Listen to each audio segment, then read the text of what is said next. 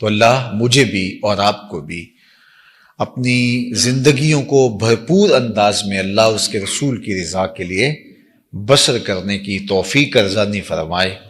اور ہم اہل ایمان اپنے رب سے بہت محبت کرتے ہیں، ٹوٹ کے محبت کرتے ہیں، اور ہمارے دل رکھے ہی اللہ کی محبت کے لیے ہیں، اور اللہ جل شانہ کی محبت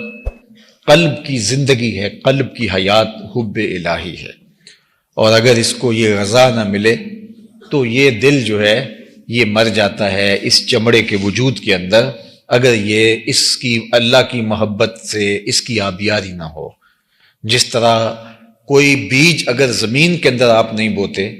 اور اس کو تھیلے کے اندر آپ نے رکھ دیا تو کچھ عرصہ تو وہ موجود رہے گا، لیکن ایک وقت کے بعد جو ہے وہ ختم ہو جائے گا۔ تو یہ بھی ایک بیج ہے دل، جس طرح اس بیج کے اندر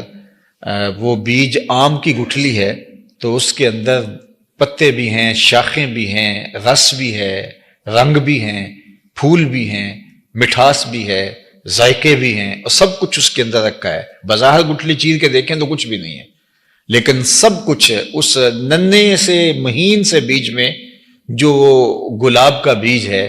اس کے اندر خوشبو بھی ہے، اس بیج کے اندر پتیاں بھی ہیں، اس بیج کے اندر شاخیں بھی ہیں، سبز پتے بھی ہیں، سرخ پتیاں بھی ہیں، لیکن پھاڑ کے دیکھیں تو آپ کو کچھ بھی نہیں ملے گا۔ لیکن جب وہ زمین میں رکھیں گے، اگے گا، تو یہ ساری چیزیں ظہور پذیر ہوں گی۔ اس طرح اللہ تعالیٰ نے ہمارے سینے کے اندر جو ہے وہ جو دل رکھا ہے یہ تخم ہے، اس کو اگر ہم آبیاری اس کی کرتے ہیں اور اللہ کی محبت کی کونپلیں اس سے پھوٹتی ہیں تو پھر اس کو برگ و بار نصیب ہوتا ہے، اس کو پھل نصیب ہوتا ہے، ورنہ یہ چمڑے کے تھیلے کے اندر پڑا پڑا ایک دن مر جاتا ہے اور اس کے بعد یہ کسی کام کا نہیں رہتا۔ تو اس بیج کو ہم جو ہے وہ اس کی کاشت کریں اور اللہ کی محبت کا پانی اس کو دیں، اور پھر یہ جب اگے گا تو اس کی خوشبو سے، اس کی مہک سے مشام ہستی معطر ہوں گے اور ایمان کی فصلیں لہلہائیں گی۔ رضی اللہ تعالیٰ عنہ سے ایک روایت سن لیجئے، فرماتے ہیں کہ میں نے رسول کریم صلی اللہ علیہ وآلہ وسلم کو باقاعدہ فرماتے ہوئے یہ سنا تھا، ان اللہ عز وجل یقول قد حقت محبتی للذین یتحابون من اجلی، میری محبت متحقق ہو گئی، پکی ہو گئی ان لوگوں کے لیے جو آپس میں محبت میری وجہ سے کرتے ہیں۔ جو لوگ آپس میں محبت میری وجہ سے کرتے ہیں، میری محبت ان پر ثابت ہو گئی، ان پر پکی ہو گئی۔ اللہ اکبر۔ پھر فرمایا وقد حقت محبتی، اور میری محبت پختہ ہو گئی، لازم ہو گئی، ضروری ہو گئی، للذین، ان لوگوں کے لیے، یتصافون من اجلی، اللہ اکبر، جو میرے لیے ایک دوسرے سے ملاقات کرتے ہیں، محبت کرتے ہیں۔ وقد حقت محبت للذین یتزاورون من اجلی،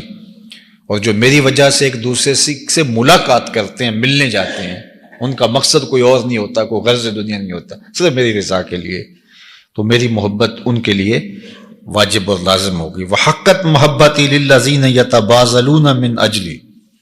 اور میری محبت ان کے لیے بھی واجب، لازم، ضروری اور متحقق ہو گئی جو خرچ بھی کرتے ہیں تو میری رضا کے لیے کرتے ہیں۔ کسی اپنے مومن بھائی کو اگر تحفہ دیتے ہیں، ہدیہ پیش کرتے ہیں، کسی کو کھانا اپنے گھر میں بلا کے کھلاتے ہیں، تو یہ کس لیے کرتے ہیں؟ اس سے تعلقات بڑھانے کا مقصد کیا ہے؟ کوئی دنیاوی غرض ہے نہیں، صرف لیے کہ یہ اللہ کا بندہ ہے اور میں اس سے محبت کر رہا ہوں، صرف اللہ کی مخلوق پر شفقت کرتے ہوئے۔ تو اس لیے فرمایا کہ میری محبت اس پر جو ہے وہ، پھر ارشاد فرمایا وحقت محبتی للذین یتناصرون من اجلی، اور میری محبت ان پر بھی متحقق ہو گئی جو کسی دوسرے مومن بھائی کی یا دوسرے کسی شخص کی مدد صرف میرے لیے کرتے ہیں۔ کوئی مصیبت میں پھنس گیا تو رشتہ داری کی بنیاد پر نہیں، کسی اور بنیاد پر نہیں، صرف اس لیے کہ یہ مسلمان ہے، یہ اللہ کا بندہ ہے، یہ اللہ کی مخلوق ہے، تاکہ جانور سے بھی اس لیے اس نے صلہ رحمی کی یا کوئی ایسا سلوک کیا کہ جو اچھائی کے زمرے میں آتا ہے کہ یہ اللہ کی مخلوق ہے۔ تو کہا کہ میری محبت پھر اس کے لیے متحقق اور اس کے لیے واجب ہو گئی۔ تو ہماری محبتوں کا معیار اور ہماری نفرتوں کا سبب اللہ اور اس کے رسول کی محبت، اور اگر یہ دولت ہمیں نصیب ہو جائے تو یہ اتنی آسودگی دیتی ہے ہمیں، ہمارے باطن کے اندر اس قدر طمانینت اس سے اترتی ہے جب ہم اپنی ہر ذاتی غرض کو ایک طرف رکھ کے کسی سے محبت صرف اللہ کے لیے کریں، کسی سے نفرت صرف اللہ کے لیے کریں،